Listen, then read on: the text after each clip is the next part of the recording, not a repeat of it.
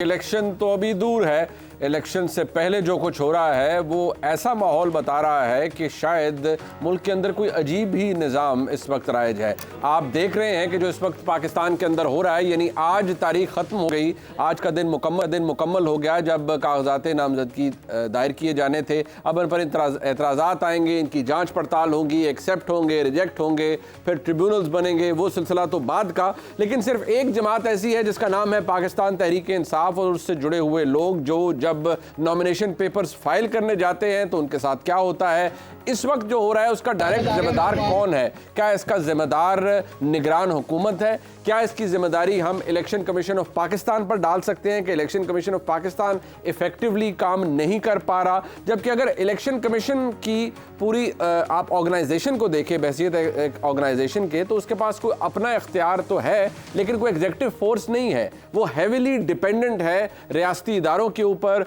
रियासती मशीनरी के ऊपर। जो इस वक्त हो रहा है वो अलार्मिंग है। हालात किस तरफ जा रहे हैं ये एक बहुत बड़ा सवाल है कि अगर इलेक्शन से पहले ये माहौल है तो इलेक्शन वाले दिन क्या होगा? क्या पाकिस्तान तहरीक इंसाफ, जो कि इस वक्त एज वी स्पीक बल्ले का निशान भी गंवा चुकी है, उसके कैंडिडेट्स अगर इलेक्शन में कंटेस्ट करेंगे तो किस नाम से, किस सिंबल से लोग उनको वोट करेंगे, तो किस तरह कर पाएंगे? इलेक्शन कैंपेन वो करेंगे तो किस तरह कर पाएंगे?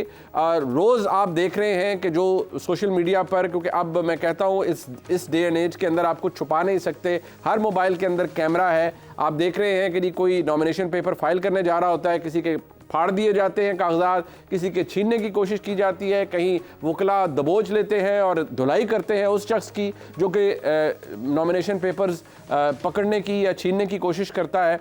एक ऐसा माहौल जिसे हम ये कह सकते हैं कि सियासी जंग इलेक्शन से पहले ही शुरू हो चुकी है। हमारे हालात क्या हैं, हम किस तरफ जा रहे हैं?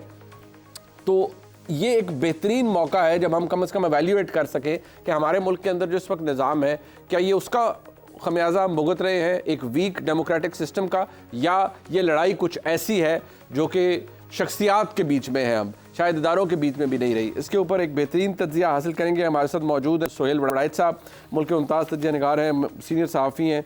बहुत शुक्रिया जनाब सोहेल बड़ाइच साहब आपका। जनाब सलीम बुखारी साहब हमारे साथ मौजूद हैं, मुल्क के नामवर सहाफ़ी हैं, बेहतरीन तज्जिया है, उनका भी बहुत शुक्रिया। जनाब सलीम बुखारी साहब आपका भी। बड़ाइच साहब, मैं आपसे आगाज़ करना चाहूँगा, इस वक्त जो सूरत हाल है हमारे सामने अब ये जिस तरह से सिलसिला शुरू हो गया, मैं बहसियत एक तालिब इल्म भी आपके कॉलम्स पढ़ता हूँ। आपने लिखा सौतेला और लाडला, इस्तिलाह बड़ी खूब इस्तेमाल की। तो सौतेला सगा हो सकता है अगले 2 महीनों में, या कम से कम करीब आ सकता है, या सौतेला सौतेला ही रहेगा, या अपनी किसी और एडवांस्ड फॉर्म में चला जाएगा जो आज के हालात आप देख रहे हैं उसके बाद? इलेक्शन से पहले तो अमली तौर पर ऐसा होता हुआ नज़र नहीं आता। लगता है कि ये इलेक्शन तो उनको इसी तरह लड़ना पड़ेगा और इसमें उन्हें जितनी भी सीटें मिल जाएं उसमें पार्लियामेंट में बैठना चाहिए उन्हें। लेकिन ज़ाहिर है ये एक आइडियल सूरत हाल नहीं है, ना डेमोक्रेटिक सूरत हाल है। लेकिन हमारा कुछ माजी भी ऐसा ही है। अब शायद कुछ ज़्यादा लग रहा है, लेकिन माजी में भी बहुत कुछ ऐसा हुआ है। 2018 के इलेक्शन में भी बहुत कुछ हुआ। शायद नॉमिनेशन पेपर तो नहीं छीने गए, लेकिन प्री पोल रीडिंग उसमें भी बहुत हुई थी। और अब जो है, अब भी बहुत कुछ हो रहा है। नहीं होना चाहिए आइडियल डेमोक्रेसी के अंदर, लेकिन हमें ये पता है कि पाकिस्तान के अंदर एक हाइब्रिड निज़ाम है जिसके अंदर हमारे जो बहुत से अदारे हैं उनकी भी स्टेक है। और बहुत बदकिस्मती ये रही कि पाकिस्तान की बहुत सी जो अक्सरियत है वो अरसा दराज तक इस चीज़ को जस्टिफाइड भी समझती रही और ये भी समझती रही कि भाई अगर एस्टेब्लिशमेंट अपना काम करे तो ये मुल्क जो है ये डिज़ाल्व हो जाएगा और जो डेमोक्रेटिक लीडर्स हैं ये मुल्क को सही नहीं चला सकते। चुनाचे ये जो स्पेस है आहिस्ता आहिस्ता ये एस्टेब्लिशमेंट ने बहुत ज़्यादा हासिल कर ली है, और आज हम जिसका खमियाजा भुगत रहे हैं ये उसी का नतीजा है। अच्छा, बट बड़ाइच साहब ये फरमाइएगा, ये जो हो रहा है सर कि इस तरह ये नॉमिनेशन पेपर फाड़ने या खींचने वाला बात, मैं इसके ऊपर इसलिए फोकस कर रहा हूँ, आपका तजर्बा और बुखारी साहब का बहुत ज़्यादा है। एजुकेट भी कीजिएगा कि ये शायद इस तरीके से अगर होता, शायद सोशल मीडिया नहीं था तो रिपोर्ट नहीं होता था, बट ये क्या डेस्परेट मेजर्स हैं? आप इसको इस तरह से देखते हैं या ये एक प्रोसेस है जो कि चल रहा था और उसके अंदर ये भी स्टेज आनी थी? मेरा ये ख्याल है कि होता ये है कि जब इस तरह का किसी भी शख्स के ख़िलाफ़ हमारी स्टेट होती है तो उस वक्त फिर उसको जो है नीचे तक जो मैसेजेस जाते हैं वो बड़े ब्रूटल मैसेजेस होते हैं और फिर उनको रोकना जो है बड़ा मुश्किल हो जाता है, बड़ा वक्त लगता है। मुझे याद है कि पीपल्स पार्टी के ख़िलाफ़ जब ये हो रहा था तो उनकी हुकूमत भी आ गई थी, तो कई साल लग गए थे उनके केसेस ख़त्म होने में, उनके मामलात ठीक होने में।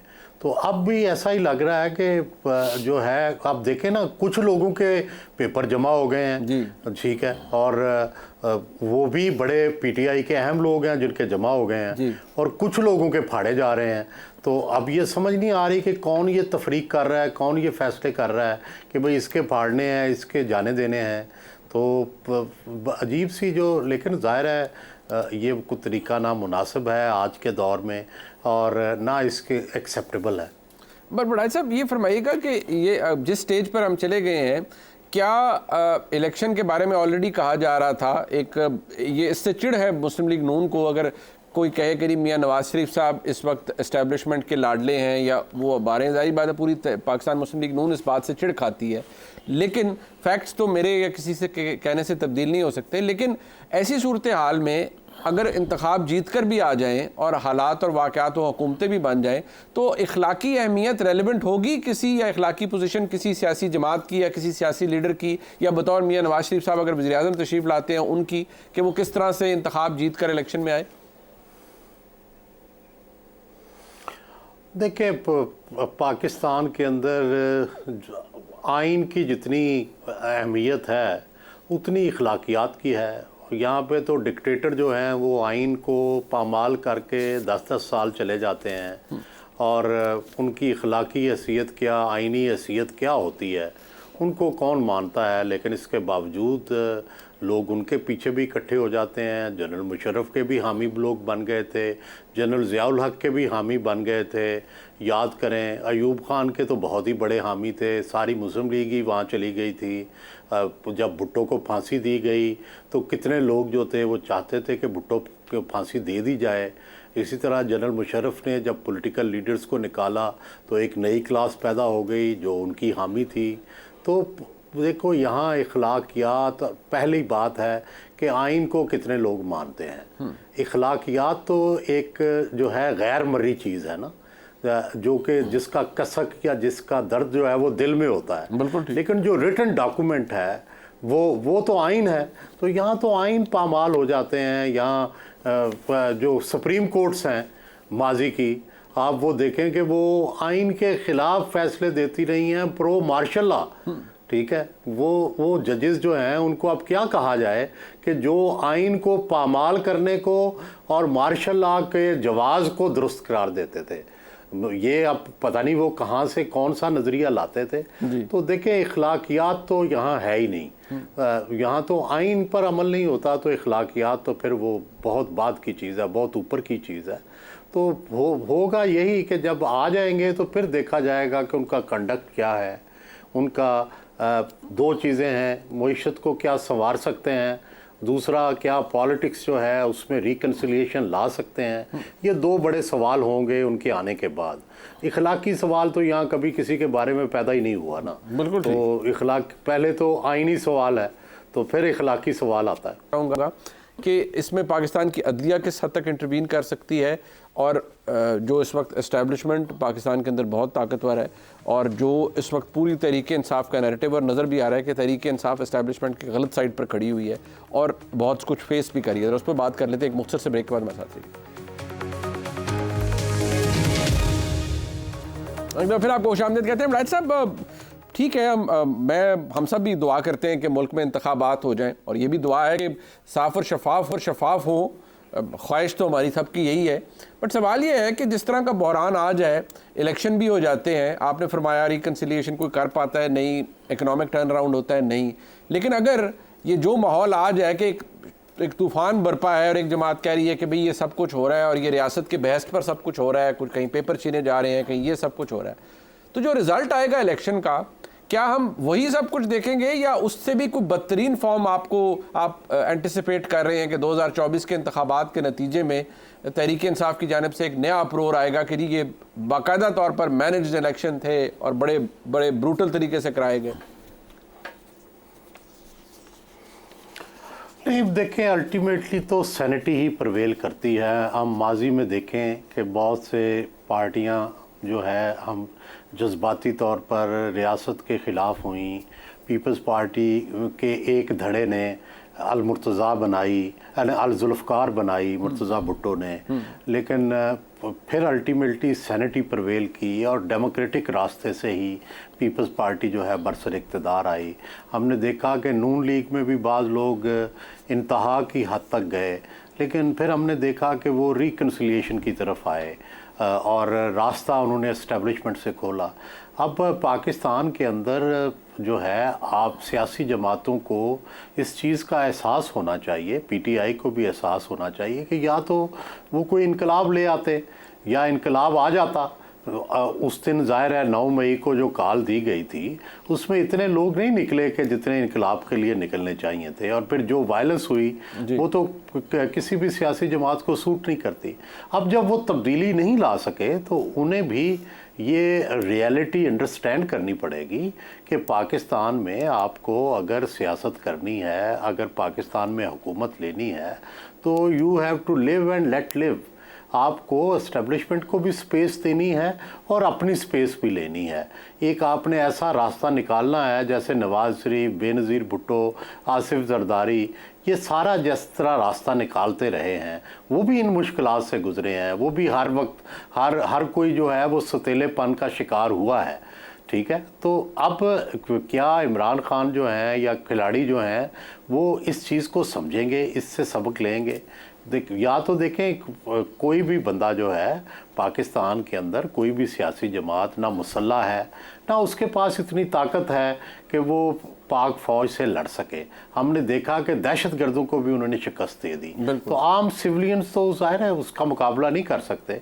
तो इसलिए इस चीज़ का इदराक करना चाहिए कि रियासती अदारों से लड़ के नहीं, मुज़ाकरात करके, उनसे मसालियत करके रास्ता बनाया जाता है। यही हमें तारीख़ का सबक मिलता है, यही सियासत का सबक है। टुवर्ड्स द एंड आपके नज़दीक ये जो एक बड़ी कुर्बत रही इमरान खान साहब की, आपको पता है मिसाली मामलात और हालात रहे बाजवा साहब की इस्टेब्लिशमेंट के साथ, वक्त बदल गया, शख्सियात बदल गई। क्या इमरान खान साहब के लिए in all times to come बहुत कुछ बदल जाता है, but with this dispensation and with जो पर्सनैलिटीज़ मौजूद है, इमरान खान साहब के लिए कम बैक का रास्ता है या कोई रिप्रोचमा हो सकता है between him and the establishment? जी देखिए, रिप्रोचमा तो हमने देखा कि होते रहे हैं पार्टियों के, पीपल्स पार्टी का भी हुआ, नून का भी हुआ, लेकिन तहरीक इंसाफ जो है इसमें थोड़ी लचक नहीं है जो कि लचक होनी चाहिए सियासी जमात के अंदर। Correct. और अगर ये लचक दिखाएंगे तो डेफिनेटली रास्ता निकलेगा। बदकिस्मती ये है कि जो ना एस्टेब्लिशमेंट के हवाले से लचक है उनमें और ना सियासी जमातों के हवाले से लचक है। तो दूसरी तरफ ये है कि एस्टेब्लिशमेंट जो कह रही है उसके बारे में भी इन्हें सोचना चाहिए और गौर करना चाहिए। मसलन सबसे पहला जो एस्टेब्लिशमेंट का, जनरल बाजवा की एस्टेब्लिशमेंट का और मौजूदा एस्टेब्लिशमेंट का, इनका एतराज़ है इकनॉमिक मिसमैनेजमेंट। ठीक है, और खान साहब और उनकी पार्टी समझती है कि हमने इकनॉमिकली बेस्ट मैनेज किया है। अब देखिए कितना इसमें तजाद है कि एक तरफ वो ये कह रहे हैं कि ये डिफ़ॉल्ट की तरफ ले जा रहे थे और खान साहब और उनकी पार्टी ये कह रही है कि नहीं, हमने तो फलाह बहबूद के जो है वो जनाब दरिया बहा दिए थे, नहरें, दूध की नहरें बहनी शुरू हो गई थी। तो जब इतना तजाद हो तो फिर कैसे आप इकट्ठे बैठ सकते हैं? तो इनको करीब लाने की सोच जो है, पीटीआई को भी अपनी सोच करीब लाने की, देखो अगर तो ये बागी पार्टी बनना चाहती है तो पाकिस्तान में तो बागी पार्टियों की गुंजाइश नहीं है। वहाँ तो लड़ाई होती है, फिर मार कुटाई होती है। और अगर वो एक सियासी पार्टी बनना चाहते हैं तो जाहिर है उनके लिए कुछ उनको CBMs करने चाहिए। मैं तो खान साहब से 9 मई से पहले भी ये कहता था कि आप CBMs करें, आप वन साइडेड CBMs करें। और जब तक वो CBMs नहीं करते, कॉन्फिडेंस बिल्डिंग मेजर्स नहीं करते, मुझे नहीं लगता कि उनकी पार्टी जो है मासवाए एक रास्ता है कि कल को नून की लड़ाई हो जाए तो फिर शायद गुंजाइश निकल आए PTI की। वो मेरे ख्याल में इमरान खान साहब भी इंतजार करें कि मियाँ साहब तो नमा फटा बुखारी साहब कदों होता है। असल में क्वालिटेटिव डिफरेंस जो है वो उसको बयान करना बहुत ज़रूरी है। माजी में यकीनी तौर पर जो बाख्तियार इस्टेब्लिशमेंट है या मिलिट्री इस्टेब्लिशमेंट, साफ लफ्ज़ इस्तेमाल करना चाहिए, उससे इख्तलाफात लफ्ज़ों तक और बयानिए तक होते थे। उनमें से कोई एक मिसाल नहीं है कि वो चढ़ दौड़े हों मियाँ वाली के एयरबेस के ऊपर या कोर कमांडर के घर के ऊपर, या ये जो 9 मई का बोझ है ना, ये पोटली भी सर से उतारते उतारते वक्त लगेगा। आपको लगता